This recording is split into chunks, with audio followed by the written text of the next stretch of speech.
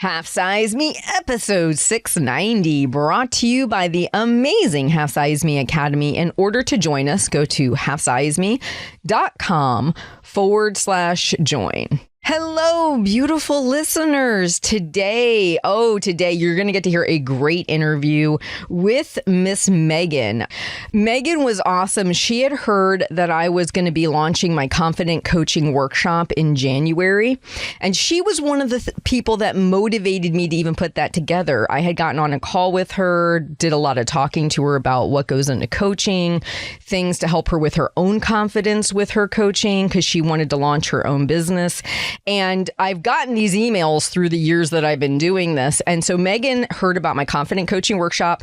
She said, hey, let's do an interview. Let's talk about this so people can have a better understanding of kind of what goes into that process. So today's interview with Megan is about her weight loss journey, how she is now using that as a way to engage with her one-on-one coaching clients, how learning more about coaching and being confident in herself was so essential for that process. And if you're somebody who's thinking, okay, I think one day I'd like to be a coach, I am planning on rerunning the coaching workshop. We had a great time with that. I had sent out a questionnaire after the confident coaching workshop, and here's some of the feedback I got from the participants. I put, how has your confidence as a coach improved since completing the workshop? And Norma put, it improved a lot. I wasn't sure I wanted to be a coach before taking this workshop, but now I'm excited to become one. And then I asked her, before this workshop, did you have any doubts or fears about coaching? How has this experience helped you overcome these doubts? Norma put, I was very doubtful becoming a coach because I didn't know what it entailed, but now I have a better understanding of my role as a coach, and I don't have all the answers, but I just have to ask really good questions.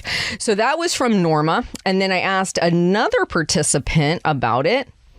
I asked Lisa, what is one big lesson or insight you gained from the confident coaching workshop that you didn't know? And she said, lots of big insights. One is how to get the coaching business off the ground. I never thought of free content, social media, or YouTube as a way to build a business because it's online. There is nothing stopping me from creating a global business. I love that she saw that. I also asked Lisa, before this workshop, did you have any doubts or fears about coaching? How has that experience helped you overcome those doubts? And she said, funny question, 1,000%. I love the coaching process and I know how powerful it can be. I had imposter syndrome really bad. I took coaching training 20 years ago and have done a lot of unofficial coaching. It's great practice, but it's not enough to start a coaching business. Your workshop has given the framework to get started. It's a lot of information and can be a bit overwhelming. It's taking time to work through all the exercises. Even though I didn't post every week, progress is being made.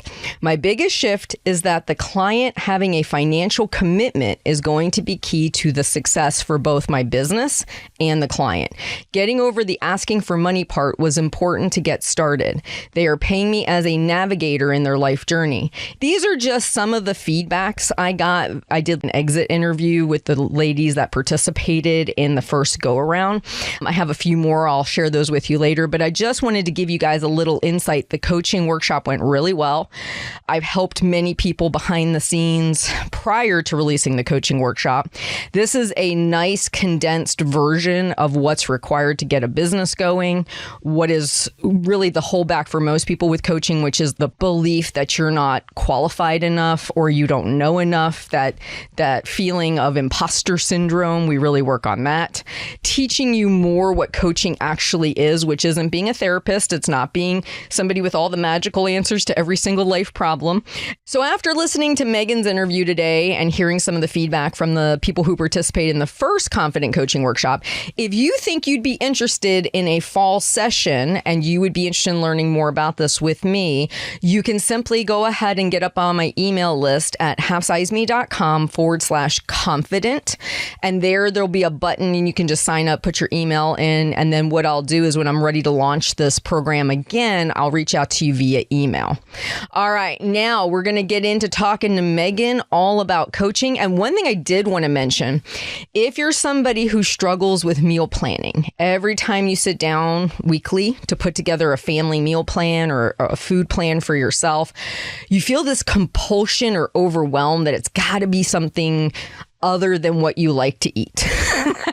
other than the food that you normally gravitate towards. You think it should be healthier or this more or this less. And you start to get up in your head and really busy about it. And then before you know it, you're not really making a meal plan and you're really not grocery shopping according to that meal plan. And then you really have no idea what you're going to eat for your meals because you never put together a meal plan. If that's you, then the month of May in the HSM Academy is your solution. We are literally going to be doing May is meal planning your way. One of the biggest obstacles most people have with starting to get healthy, starting to monitor their food, is they just don't do a weekly meal plan. They have no clue what they're going to eat.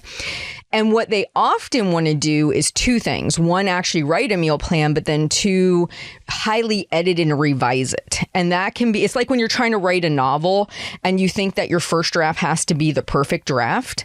And so you never write your novel. We just need a really, really rough draft outline that's going to be full of mistakes, full of problems. That's okay. We just need a rough draft to get us started. That's how we have to think about our weekly meal plan. We just need to get started with the process. Every week, you sit down, you write a meal plan. It could be McDonald's on Monday. It could be burgers and fries at home on Tuesday. It could be frozen pizza on Wednesday. It doesn't have to be anything glamorous or fancy. We just need it on paper. And so we have a plan. So when you go to the grocery store, you can buy the food for said plan. And then it makes it easier to track your food, plan for your week. It's just a lot of good stuff. Now, over time, right? This is the thing. I always tell my clients, you can't improve on a habit that doesn't exist.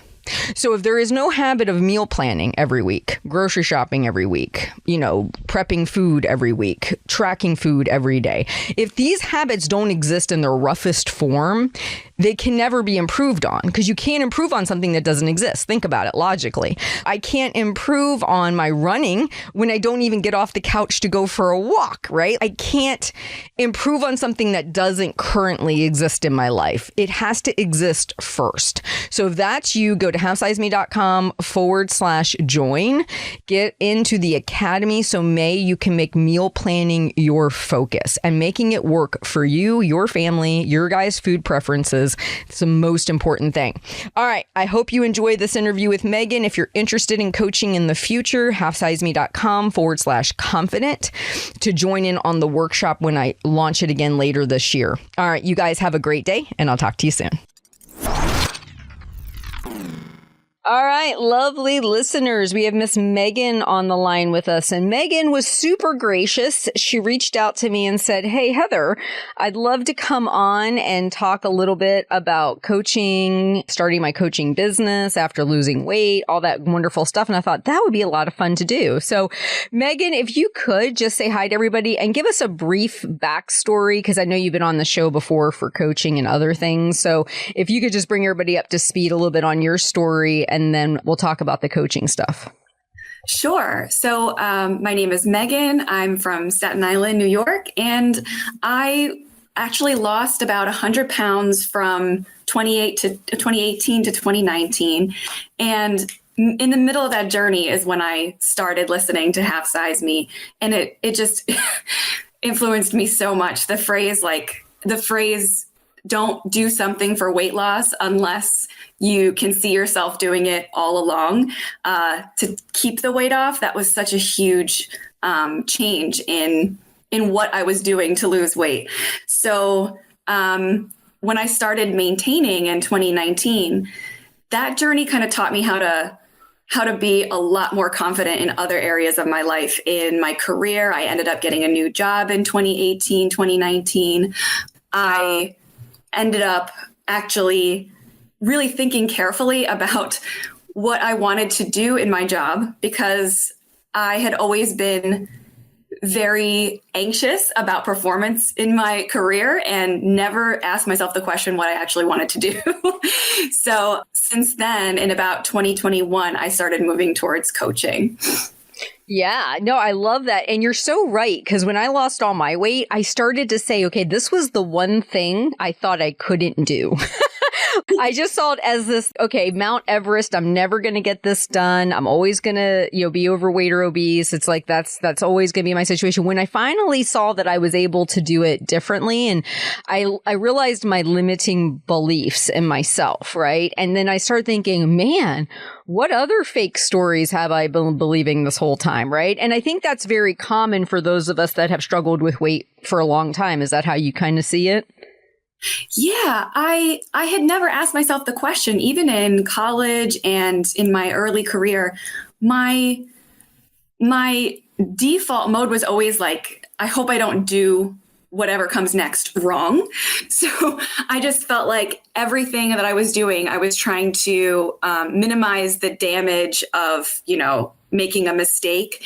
But once I started pursuing weight loss really calmly, really logically, with a lot of kind of intention, I saw how much that helped me succeed in what I was trying to do, without getting anxious about it, without getting, all caught up in the emotions around it. It let me enjoy the process, and it let me actually get to my goal, which I felt like had always eluded me in other areas. So I think that really taught me that I was just, I was looking at a lot of areas of my life with fear instead of, what could this be for me? Could this be fun for me? What I love about this is you were one of the factors that kind of contributed to me launching the Confident Coaching Workshop that I'm starting in January, because you and many, many other people in the last 10 or so years that I've been doing this have reached out to me individually and said, I was wondering, could you mentor me? Would you be willing to take me under your wing? Would you be willing to teach me how to coach? And it just kind of, for me, always felt like a really big endeavor to do that. I did try to help people as much as I could, but to do something official felt like a big undertaking. And so I know you and I had some phone calls. And so talk a little bit about how you were able to push past that. I'm going to use the word imposter syndrome, but I know that's a lot of times what we struggle with as a coach. Like, oh, wait, I don't have all my crap together. How am I possibly going to help another person? So how did you start to push past that a little bit and reach out to even ask for some guidance in this area for yourself? Oh, yeah. And it was such a helpful thing to watch you, offer your tidbits and to have you as someone I could go to. But I definitely felt that I had something to offer. So that was new for me. I felt that the way that I approached weight loss could really fit people who love the really straightforward, logical way of accomplishing a goal, taking out the emotion of it. I felt that I could really help people kind of move the needle in places where they couldn't, they were stuck in a cycle. And my background in education helped me kind of prove that to myself a little bit. It helped me bolster and give myself evidence that, you have taught for many years. You've, know a lot about, curriculum design and learning. So this is just adult learning, and it's just applying a new topic to it. But I had a lot of fear about my own, because, I know from having maintained a healthy weight range since, I guess, 2019 now, I know that it doesn't really stop the process of learning more about myself and how I relate to food and how I relate to movement and my health and my anxiety. That has not stopped. So I'm constantly learning and making mistakes and kind of picking myself up and figuring out a different way to move forward. So every time I would see myself fumble with, something related to food or something related to my mental health, it would put me in this tailspin of like, well, the people that I'm helping, how can I purport to be someone who's going to help them through a difficulty when I'm struggling myself? So that was really difficult. And I think I've seen a lot of I think the one thing that has helped me is that I've continued coaching people to success even while I'm struggling. So giving myself evidence that I've been able to, still help people, even if I myself have troubles, that has been a really helpful piece of evidence to give to myself too. Yeah, no, that's a big mental roadblock for coaches, is that it's as if you're supposed to somehow get to this precipice where you've got it all kind of figured out. You're never struggling. So but if you really believe that, you're never going to be a coach, because to your point, you're on this journey yourself, right? And so my way of thinking about it is you just have to be a few steps ahead of the people you're helping. You don't have to be done. And honestly, one of the hard things, and I'd love to hear you talk about this too, one of sometimes the hard things of being a coach when you are further ahead than your clients is sometimes you might forget, oh, that's right, I had to go through this, and this before I got to this point. Do you ever sometimes see yourself skipping over some of the beginning things because you're a little further ahead now? Oh, definitely. So I've gone through, I have a big, I place a lot of importance on food freedom, and like everything's allowed. Like, don't cut anything out for yourself. And for me, myself, that helped me so much in the beginning parts of my journey, because a lot of my weight gain had come from feeling like certain foods were off limits, like many of us, and then just kind of going hog wild on them for a few years. And so that really helped me in that place where I was, helped me lose the weight and the beginning of maintaining it. And I found that in the past few years, changing the quality of my food has really helped me maintain it. And sometimes I see myself with clients wanting to skip over that creation of the calmness around all foods and get to that point, because I know I feel better when I have more protein, or I feel better when I have more variety of vegetables in the week. I want to jump forward for that with them because I see them struggling. But I often have to remind myself there needs to be a calmness around food first before we get to kind of tweaking the quality with, before adding that extra burden on top of someone. 100%. I love that so much. And one thing, I'm sure you run into this too, and this is a hard pill for a client to swallow, but I think they often think when they hire a coach and they've gone through that initial honeymoon phase with you where they're super excited and everything's new, they often, I think, believe that they're just going to snap to and all those previous bad habits and all those things that have really caused the weight to be where it is when they hire you is just going to kind of magically vanish. Like they're just going to be good, well behaved all the time from here on out.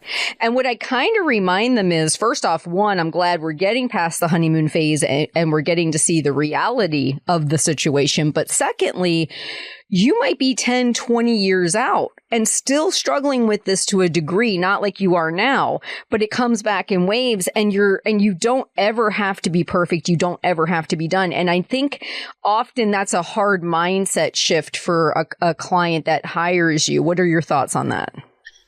Oh, yes, because it's funny. I think we're looking at success a little bit differently sometimes, because, of course, like the goal is weight management, long-term health, weight loss for most people.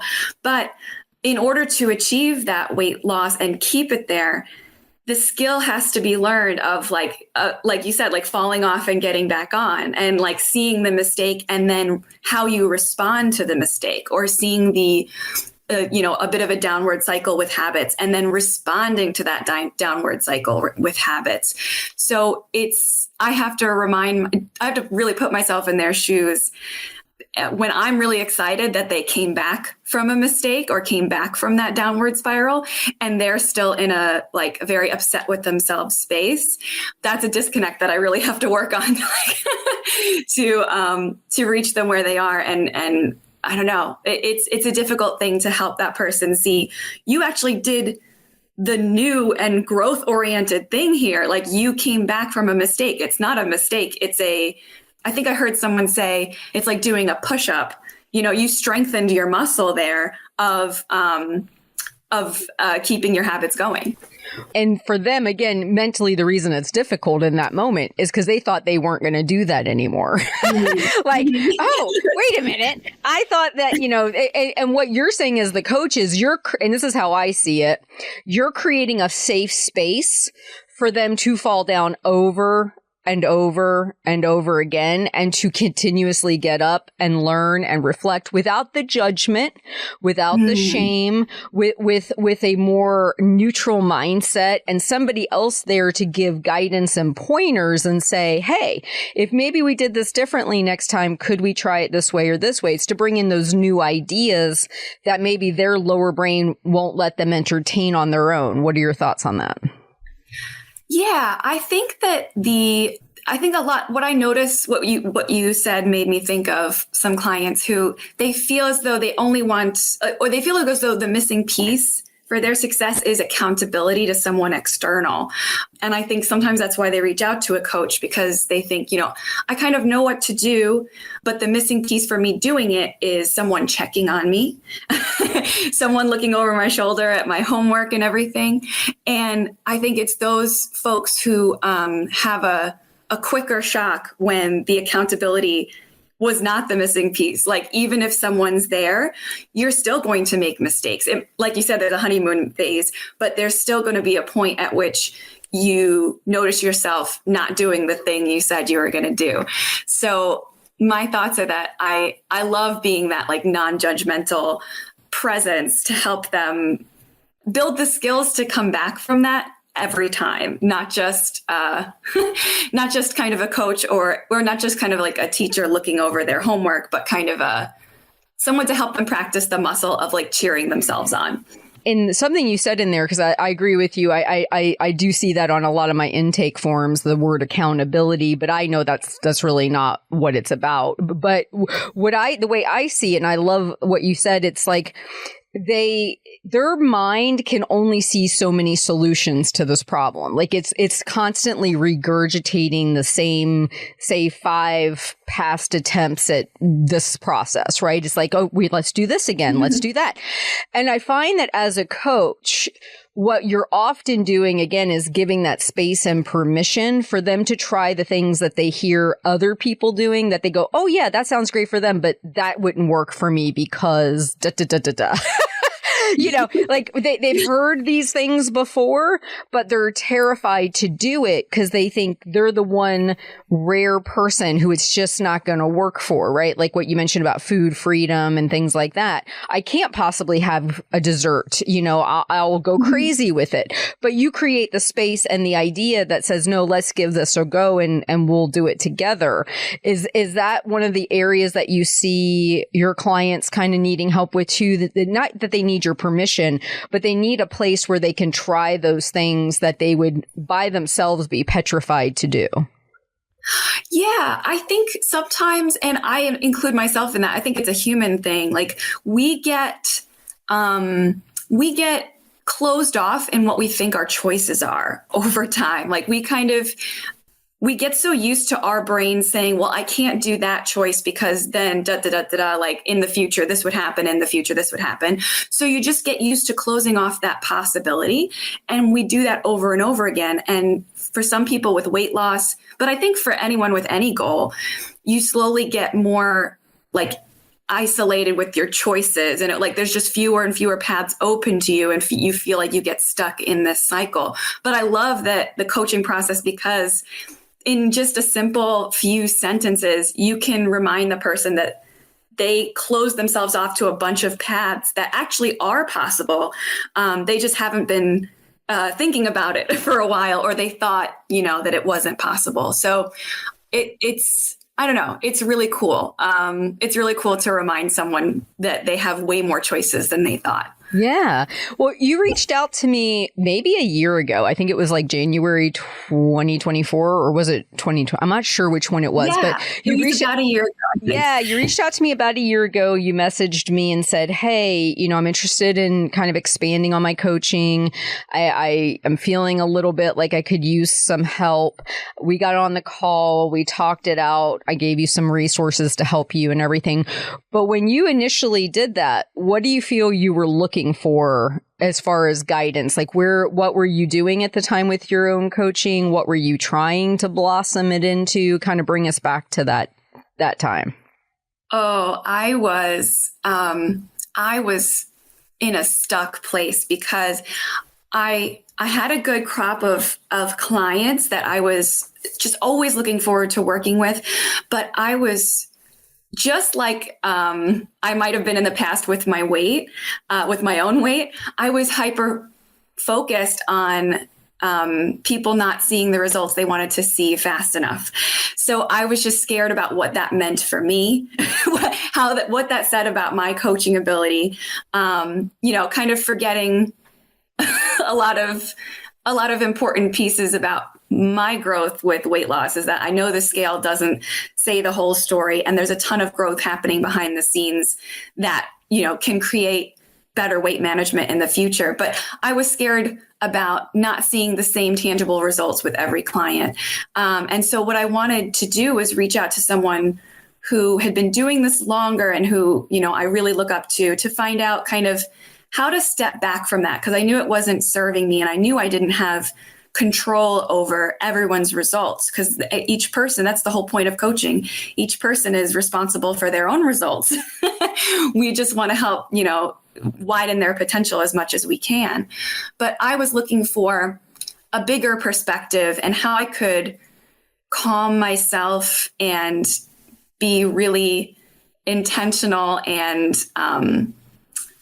be the best coach I could be when, in those moments where people were seeing stalls or who were not moving forward the way they wanted to move forward with. So it was so great to be able to talk to you and get reinforcement and reassurance that, like, of course, you can't make yourself responsible for everyone's results. You just, and you had all sorts of helpful ways to frame that situation for me.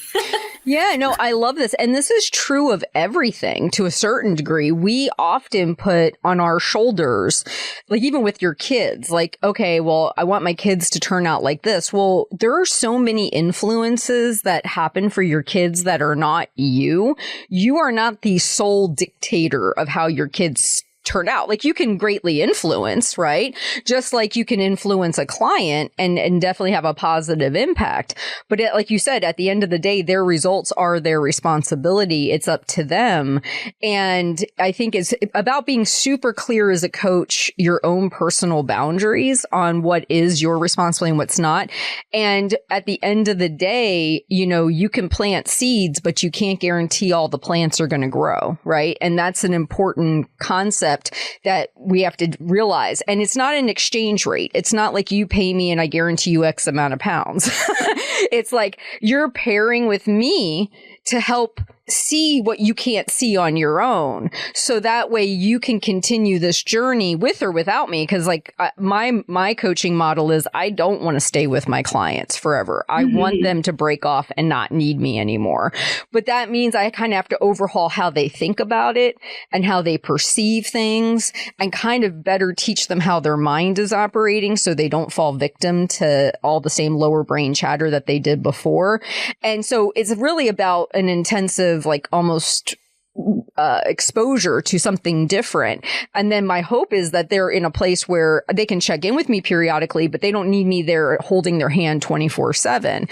So I think it's about knowing what it is you want to accomplish, what kind of relationship you want to have as a coach, and really what is their responsibility and what's your responsibility. And do you feel like that's better defined for you now?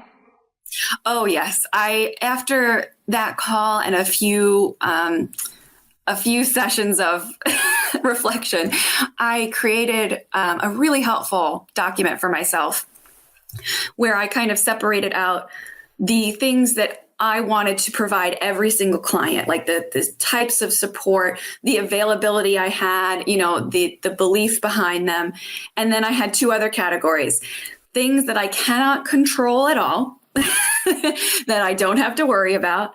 And then a middle category for things I do not control at all, but that I'm trying to indirectly influence over time with that first list.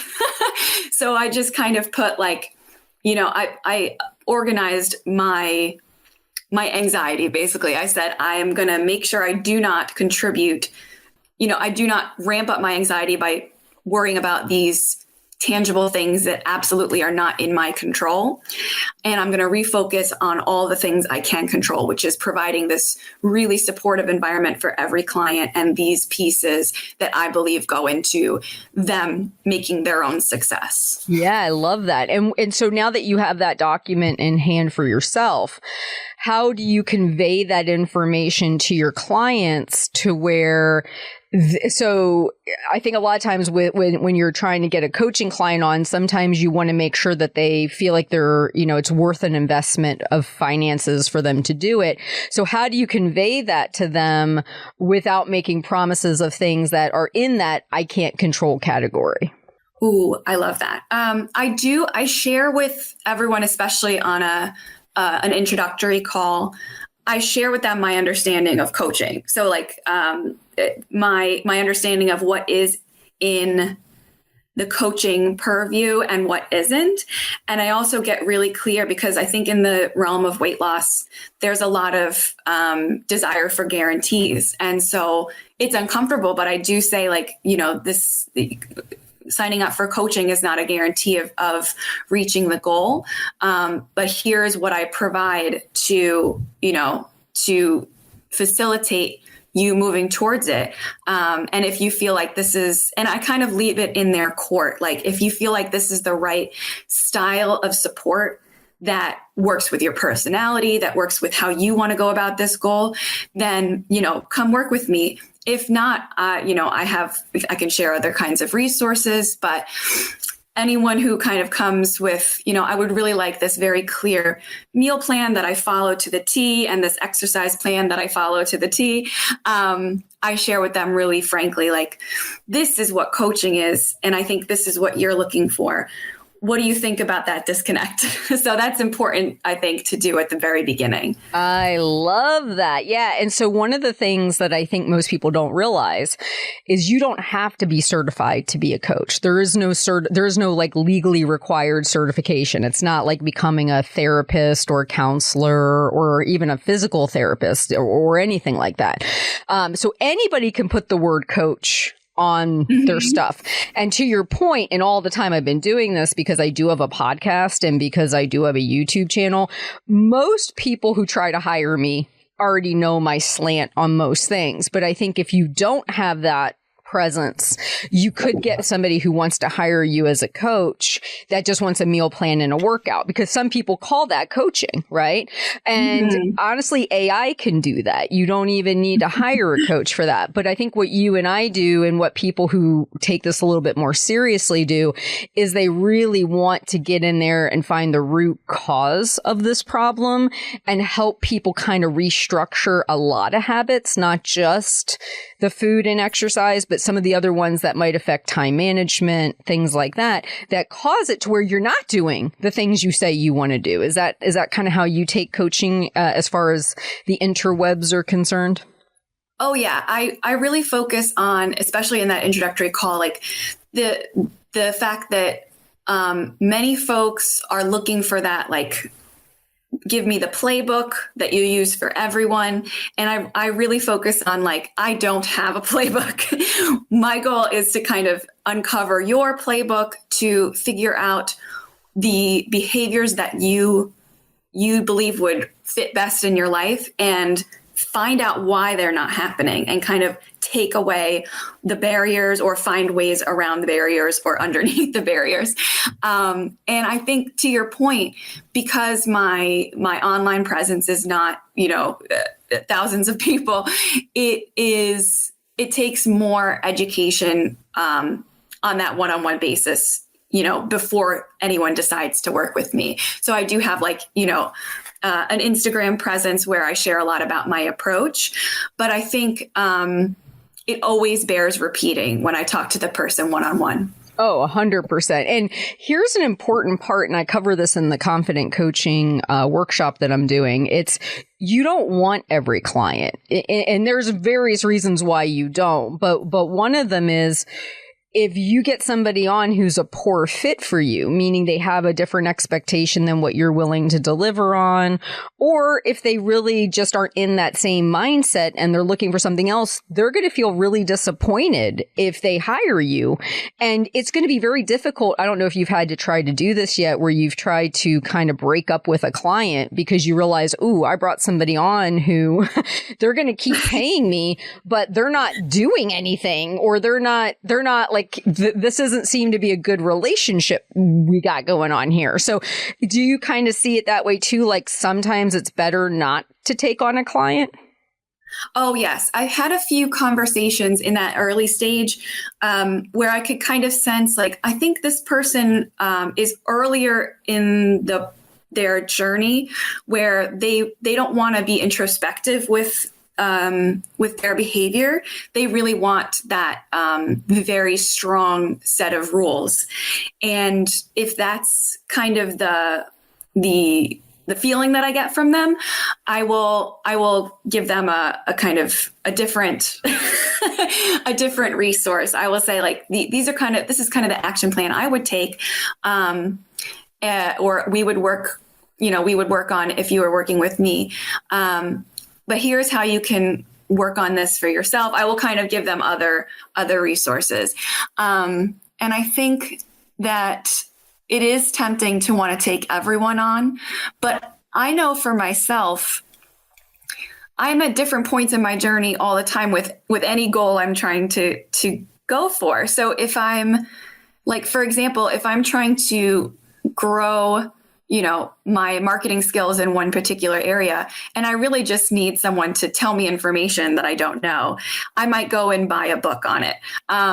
But if I really want kind of a transformation in how I approach marketing, and I would really like to understand my own deep connection and best zone of genius with marketing, maybe I will hire a marketing coach. Like it's kind of, I remind myself of like, it's not a bad thing that this person, it doesn't really fit me. It's just they're in a different point in their journey. 100%. And that's also why coaching is at a different price point than, say, a book, right? Because I think you said it beautifully earlier, and I'm going to re-articulate it. You said, I'm trying to help this person create their own individualized blueprint for themselves, right? So you said, I don't have a blueprint. I can't give you anything, because what I'm really basically going to do is I'm going to start to assess you as an individual, and I'm going to help you piece together your own roadmap. Well, when you're bringing another human being into your life and letting them get to know you as a person that deep and intimately, it comes with a much higher price point than buying the new $30 book that just came out on the market, or even just signing up for like a weight loss tracking app, right? Where you're putting in your food and there's no person there that's showing up for you every single week. Is that kind of how you think about it? Like where you are on the tier of those things? Yeah. And I think it helps me. Sometimes the thought pops up of like, oh, you got into this to help everyone. Can't you help this person? And then my thought is like, I am not the right person for them right now. And that's okay. It's not a bad thing. It doesn't mean anything bad about me or them. It just means that they're probably going to get better help from someone else. And I'm probably going to, do better helping someone who's a closer fit to what they actually want out of the process. Yeah, I know that's one area coaches really struggle with, is pricing themselves and feeling good about charging.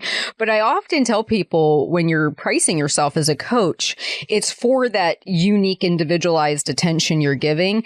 And it often, by them paying more for that process, it's a more of a commitment from them, which indicates they're further along in their journey, where they're like, okay, I've read all the books, I've done all the things, I'm really ready for somebody to step in here and help me, versus me trying to do this on my own.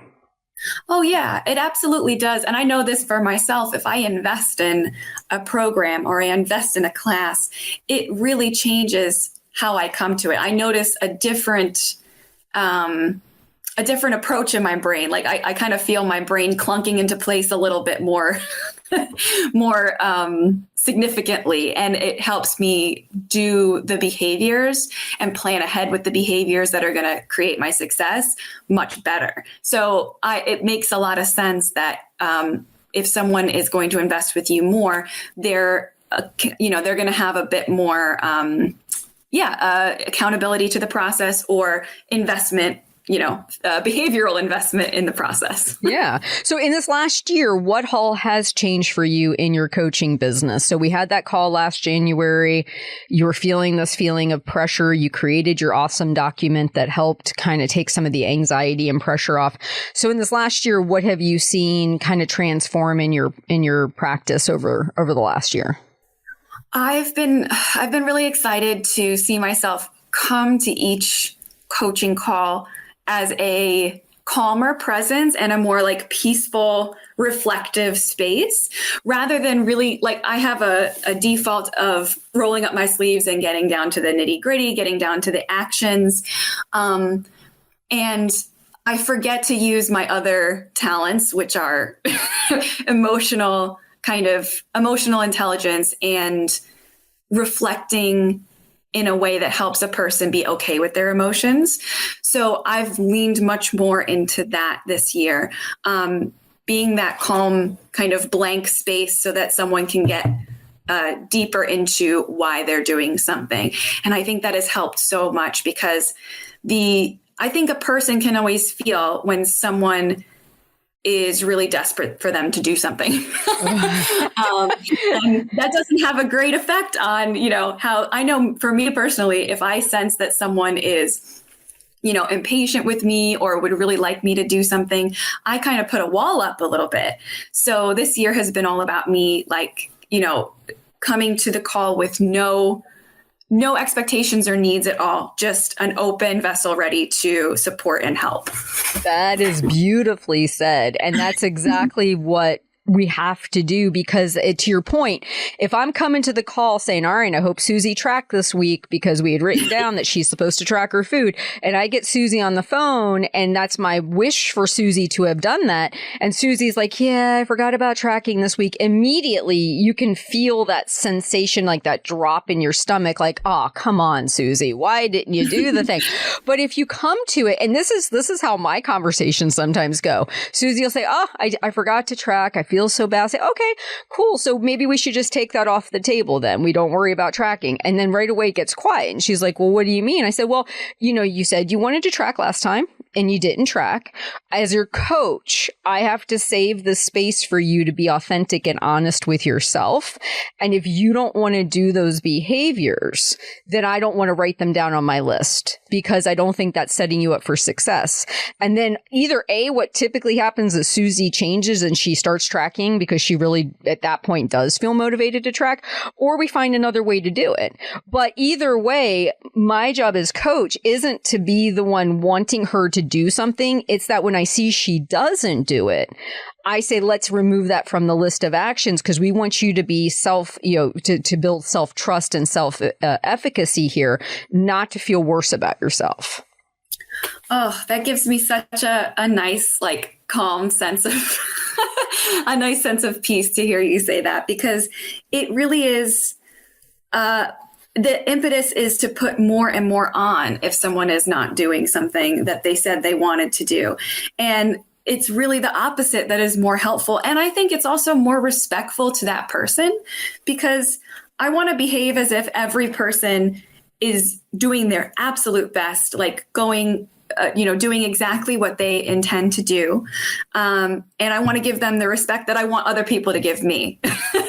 So if a person is not, if they say they want to do something and then they end up not doing it, I respect the reason that it didn't happen, and we can kind of be really open about it. And like you said, say like, okay, this didn't happen. Is there something else that our attention would be better focused on to move you towards the goal? Remember, this is not the only way to do this. What is a way that is more appealing? And what's interesting about this approach that I've seen, I'll have a client who really, really struggles. And all of a sudden, when it comes off the table, and I've had this happen with sweet tea, with drinking wine, when I take it off the table, then all of a sudden, miraculously, the behavior improves because for years, they've been putting that pressure on themselves. And then when a external person says, let's not worry about it. Let's not worry about setting an alcohol limit. Let's not worry about, stopping drinking sweet tea. Let's not worry about tracking. Then all of a sudden that high pressure that they've been putting on it feels less. And then they start to think, do I really want to do that thing? And maybe there's another reason, another more intrinsic reason to do it other than the voice in their head just saying they have to. And then they're motivated to do it from that intrinsic place. But as long as it's just a point of, I got to do this, I should do this, society tells me I should do this, the news says drinking, sugar's bad, whatever. Those are all external factors. And those aren't as motivating as intrinsic factors. Is that what you've seen as far as being a coach? Oh, yes. You reminded me of a client this past year who really wanted to, she was already chugging along doing her food journal, seeing changes on the scale. And she really wanted to add walks and movement. But every time we put it on, the list for the week, first we started with, she thought she could do 3, came back the following week. She said, oh, it didn't happen this week. So we changed it to 1. Oh, it didn't happen this week. And it kind of happened for 3 or 4 weeks in a row. So we kind of chatted about it. And I said, what is it that comes up in your brain when you're about to put your shoes on and it doesn't happen? And her words were, I think like I'm already doing so much. This feels like too much to me. And I said, well, is that true? Do you feel like you're doing a lot? And she said, I don't know. And I said, in my view, you are doing a ton right now. You have made a lot of changes in the past few months. So remember that this doesn't have to happen. This is a goal that wasn't originally, what you wanted to do right away. How do you feel about putting a hold on this and focusing on these other areas that you're really succeeding in? And she said that is such a sense of relief. And then a few weeks later, she was doing, extra steps, going to work, parking further away from work, and totally changing how she was going about that. So I love that you said taking it off the table can change someone's kind of desperation around something. Yeah, it's usually always the opposite of what we think it's supposed to be. And I'm sure you see that too, right? Like people have in their head a story of how it should be. And then you as the coach introduce all these things that might be the opposite of the thing. And if nothing else, it expands their horizons, right? It shows them there's a lot of things that maybe they haven't seen or thought about because of that limited scope of not their knowledge, but of what their mind will let them entertain as possible solutions to their problem. Is that how you see it? Yeah. And I love the thought of this is not necessarily how it has to be. And it could indeed be the opposite, because it helps me in all of my areas of life. If anything, I notice I'm getting ramped up and anxious about, that thought is so calming. Like, there could be a totally different way of thinking about this that I'm not doing right now. And therefore, I'm kind of making this up as I go along. It's not necessarily as dire or as stressful as I'm making it out to be. And that's really freeing. I love that thought. 100%. So I am thoroughly, you've done such a good job for yourself. You've moved your own coaching business along. I know that doesn't mean you're not done with your journey and that you don't need to continue to work on yourself, just like I do every single day. But if you could have gone back in time to the you a year and a half ago, who was kind of in this place of really wanting to be a coach and wanting to enjoy the process and, expand in it, but she was kind of coming up on these roadblocks, what message would you want to go back to her and give her to make this an easier transition? Ooh, I would want to say, whatever you decide now does not have to be how you do it forever. And you're always you're always going to be tweaking things. So let's get really used to uncertainty and moving things around, whether that's like how you do your coaching, how you conduct your coaching with clients, whether that's how you position yourself in marketing, whether that's what you write on your website or on an email. All of this stuff is not forever. So don't put so much stock in it. Just do the very best you can with the information you have. And you're going to just keep moving forward. And it's going to become clearer and clearer over time. And coaching is one of those things that you become better over time. Like the more humans you interact with, the more problems you're faced with somebody else. It just expands. So a coach of you 2 years in the future, she's going to have totally different experiences under her belt than the you now, just like the you now has different experiences than the one of you a year ago, right?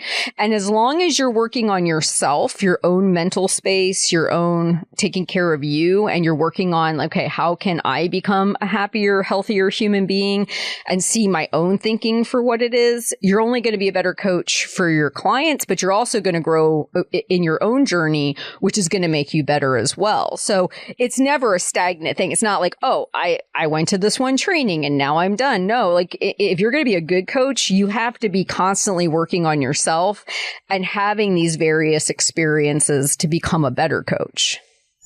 Oh, yes. I'm so much more comfortable with changing everything in general that I used to be. So that is a real strength that I want to keep building because it's been so helpful this year. I love it. Well, I've loved watching you grow in this. I've loved having the chance to talk to you individually and work with you a little bit behind the scenes. For those people who are listening to this that would like to check you out and follow you and everything, where can they go? So I do have an Instagram that I'm very active on. It's called partake_foodie. And they can also go to my website. It's partakemealplanning.com. So they can reach out to me anywhere there. I do a lot of kind of educational free resources on the Instagram. So awesome. Dig in. Hey, thank you so much, Megan. And thank you so much for reaching out to me and suggesting this. This was a lot of fun. I really appreciate it. Oh, it was so fun. Thank you for being willing. It was great. Thank you for listening. Be sure to visit halfsizeme.com. Check back often for your daily dose of inspiration because you are worth it. The information you hear on this podcast is for informational purposes only. The host is not a medical professional. You should always consult with your doctor, nurse, or other certified health professional before beginning any diet or fitness program.